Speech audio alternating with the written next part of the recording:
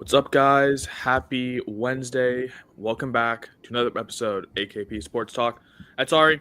I'm Korea. Obviously, we are coming here, obviously, on this Wednesday here, doing a quick recap just first of how we did yesterday, going to my day. 1 and 2. Obviously, I had another play that was added to the card, Ole Miss minus 17. That was a dead wager. Chris Beard. You can't even cover against South Alabama. What are you doing? But obviously, I'll go to what I gave out in the video here. First, Bradley, that was a great winner. It was a little bit of a sweat in the second half. Obviously, UTSA started to crawl back a little bit, but Bradley shut the door. Obviously, getting a little bit of a bigger lead within that within the last 4 or 5 minutes to obviously get that 12. Obviously, so I know it was going up as high as 13. So if you got it as high as there, it was a little shaky, but obviously they didn't get the win.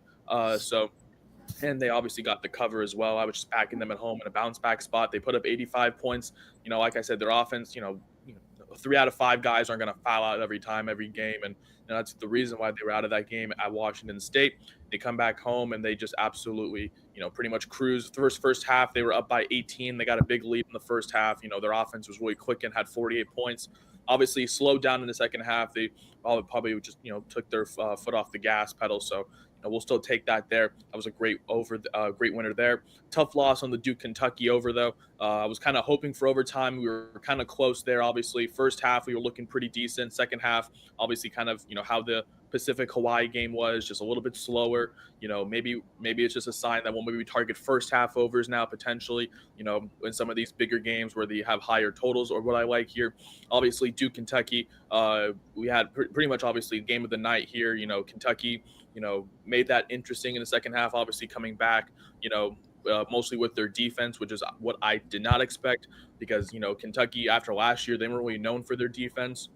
But maybe, this whole Mark Pope, rejuvenation at Kentucky, is maybe the big difference here. Obviously, he has now, pretty much rejuvenated that whole team from, being, just scoring with Calipari last year with Dillingham and Shepard to now, a holistic team now with Brea, Butler. You can see the team, the bench as well. It's a whole team play. And that's what, I love backing as well. So even though Duke, I still feel, they're still gelling each other, feeling each other out. Obviously, no Diddy in terms of, how obviously how the flow of the game goes, and most of them obviously are freshmen, obviously incoming class. You're going to get that in some of these early games. I expect we're going to be talking about Duke being a national contender, as we hit February and whatnot, just because they kept this game close. Obviously, Kneipel is not going to have a 5 for 14 night every night, so obviously, that could have been the big difference. Kneipel, didn't really have his shot going. He went, I think, like I said, 5 for 14. Cooper Flag obviously had his game going, but he had that last second turnover. But I saw a lot of people egging on him and saying, "Oh, in the big moment, Cooper Flag, shit in the bed or whatnot." And I'm like, well, he's only 17. It's his first game against a real opponent. We're not going to be talking about that from now all the way. Now, obviously, I know already Duke has a big matchup coming up against Arizona as well. So maybe we'll see how Cooper Flag rebounds in that game as well.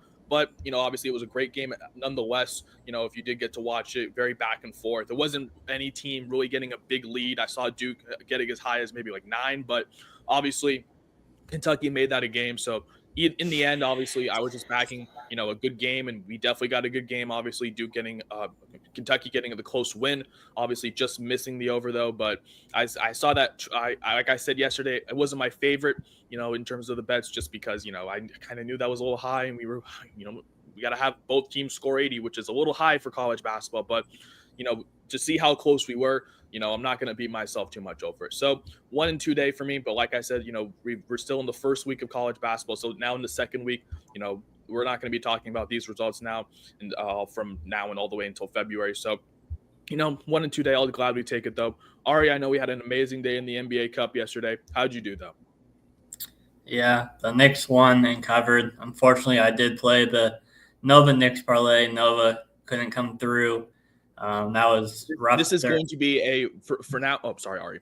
This is a Villanova fade channel, guys. So if you any Villanova fans out there, I'm sorry, but Kyle Neptune, go. But you can continue, Ari. Yeah, I mean they were up, I think, like 8 with like 3 or 4 minutes left in the first half. Looking. Obviously, it's still early, but they're looking good early. And then they only were they wound up only being up by 1.5 to ruin my 1.5 first half that I placed like right before the game started on them, just because I was feeling it. So that sucked, and then they blew the entire game. So that sucked. But the Knicks came through late night, or not late night, but they came through last night. The Sixers, I was expecting Embiid to have a big game and George to be shut down. It ended up being the other way around. George had a big game and Embiid was limited, and I think he only made like 2 shots all night. So Philly was led by Paul George and Jared McCain, who's actually looks really good since Tyrese Maxey got hurt.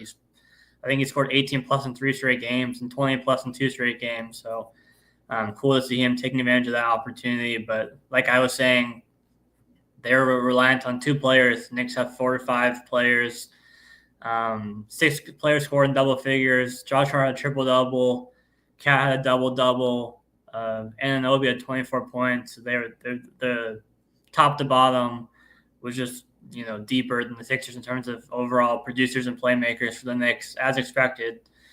So that's basically what happened. I mean, it was close to the first 3 quarters, but the Knicks, I think they started the fourth quarter on like 11-0 run, and they basically pulled away in the fourth quarter. So again, no, the Knicks probably did not hit, unfortunately, but the Knicks came through on their own. Yeah, tough to see the Nova Knicks parlay, unfortunately not cash for you, but obviously nice to see the Knicks do obviously hit for you on your best bet you gave out yesterday.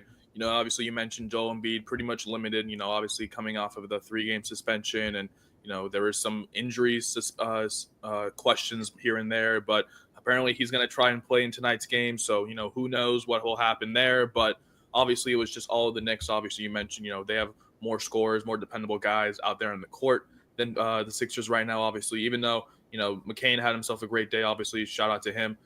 It's not enough outside of, him and Paul George to really get over the Knicks, though. I do like that for you. Nice 1-0 day for you. Unfortunately, the Nova Knicks parlay did not cash. So shout out Kyle Neptune, you're banned. But moving on to today, obviously, Wednesday, November 13th here, I got 2 picks for you, both, of course, on the college basketball court. First, we're going to go to a team I previously backed earlier in the season, Santa Clara here. We're taking them minus 15.5 at home, minus 125. I'll play it all the way up to 16 where it is right now, but I like the 15.5 right now. Santa Clara, this is a bounce back spot for them.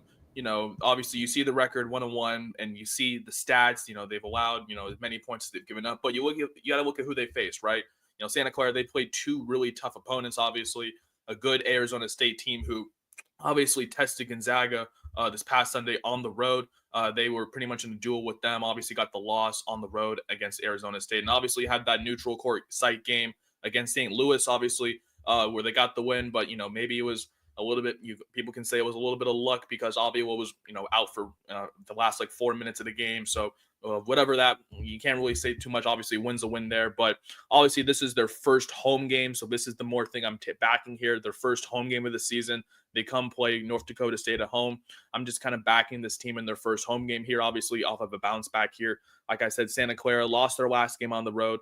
They've had a whole few days to rest, obviously. I think it was last week. So I think they've almost had a whole week to rest and obviously recover from that game against Arizona State, come back home for their first home game, obviously against decent North Dakota State here. I'm just more backing Santa Clara at home. Obviously, like I said, in a good bounce back spot after their loss against Arizona State. They come back home, obviously. Like I said, I love backing teams in their first kind of home games after, they played some tough competition.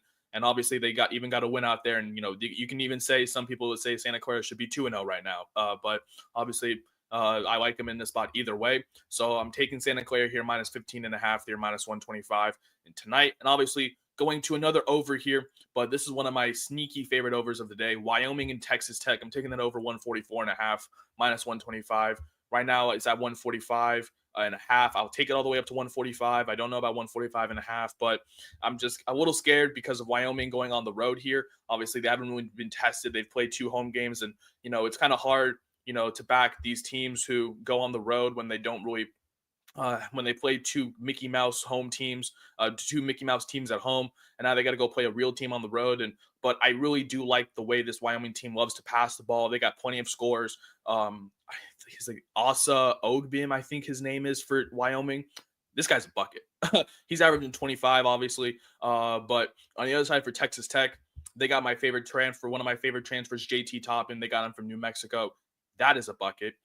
You're going to be hearing a lot more about JT Toppin for the Big 12 play. I'm telling you right now, that dude was a bucket last year, alongside Jamal Mashburn at New Mexico, one of my favorite teams to back last year. But obviously a new team now, obviously now at Texas Tech, and they got some good transfers in. Like I said, the only scary thing is their defense, but their defense has been a little bit susceptible at times. And I think the way this Wyoming team scores, I think they can find multiple outlets to score. And I know this Texas Tech team is going to score on them at home. So I would lean Texas Tech maybe on the points, but I do like this over as well. I just think there's going to be points there from both sides. Maybe, right now it's a 20-point line. So obviously we just need, hopefully 70 at least from both teams, maybe a little more. But I think Texas Tech maybe gets it's like an 80 to like 85, maybe like 85, 60 something to kind of win. I know Texas Tech loves to run up the score, especially at home. So I think we're going to see a lot of points here between these two schools, obviously. So those are my two plays on this Wednesday here. Santa Clara minus 15.5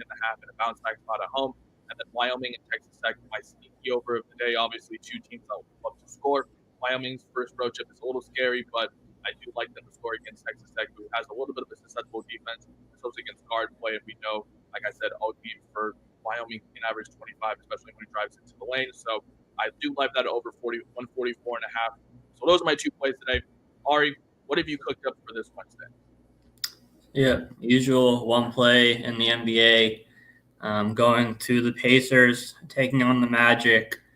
The Magic, after they lost 4 in a row without Paolo, they have now won 3 in a row, but all 3 came against bad teams. The Pelicans that we talked about, who are depleted, the Wizards, and then yesterday the Hornets.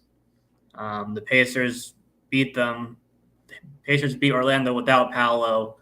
I think it was last Wednesday. Yeah, last Wednesday. So yeah, after a week from today. Yeah, last week. And the Pacers last played on Sunday, so they've had a couple days off. The Magic played yesterday. The Magic have been led by Franz, and I think Siakam can contain him. And after Franz Wagner, they don't have too much outside of Suggs in terms of playmakers and scorers without Paolo. So I think offensively the Pacers will be too much for Orlando as they were last week. And again, the Magic are coming off 3 straight blowout wins. But again, they're all against probably right now bottom 5 teams, like as they all stand right now, with the Pelicans again in their current state with all the injuries. And then the Wizards and the Hornets. So I like the Magic to come back down to earth a little bit, coming off 3 straight blowout wins. And then the Pacers off a couple of days of rest to kind of end their winning streak and win their second in a row, because they had a big win over the Knicks. Or not a big one, but a win over the Knicks on Sunday as well.